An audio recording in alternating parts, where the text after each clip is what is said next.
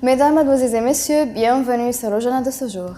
Le chef du comité de l'énergie du Parlement, Issa Laribé, a salué les pourparlers libyens parrainés par la mission des Nations Unies visant à parvenir à un règlement politique de la crise libyenne et à créer une nouvelle autorité qui mettrait le pays en sécurité.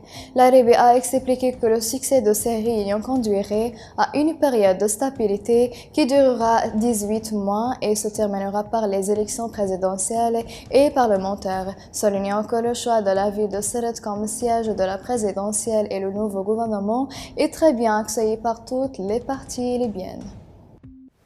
Le membre du Parlement, Jaballah Shibani, a déclaré que les réunions de la réconciliation, l'échange de visites, l'ouverture de la route côtière et l'exploitation des vols entre les aéroports du pays, ce sont mesures importantes qui renforceront l'instauration de la conférence et établiront des ponts d'harmonie entre les Libyens. Et Shibani a ajouté que travailler de l'intérieur démanteler la crise et ouvrir progressivement des trous dans le mur de blocage grâce à de purs efforts nationaux, mieux que d'être l'otage de la communauté internationale, en soulignant que ce qui unit les Libyens est plus que ce qui les divise.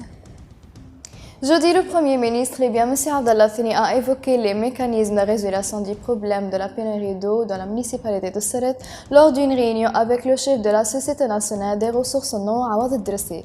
Idrissi a fourni une explication détaillée des facteurs qui ont conduit au manque d'approvisionnement en eau de la municipalité de Sirte et des municipalités d'environnement, soulignant que tous les problèmes ont été causés par des attaques illégales sur les lignes de transport d'électricité vers la municipalité de Sirte.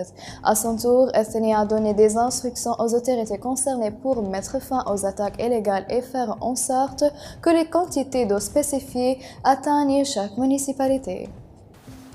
Le directeur de l'orientation morale dans les forces armées libyennes, le général de division Khaled El-Mahjoub, a déclaré que la question des pêcheurs italiens est une question juridique, soulignant que les autorités de sécurité libyennes ont traité avec les marins italiens dans le cadre de la loi. El-Mahjoub, dans des communiqués de presse, il a expliqué que les marins ont dépassé les eaux territoriales libyennes. C'est une violation qui nécessite de présenter devant la justice en vertu de la loi libyenne, ajoutant qu'il n'y a pas de place pour les échères et les pressions politiques.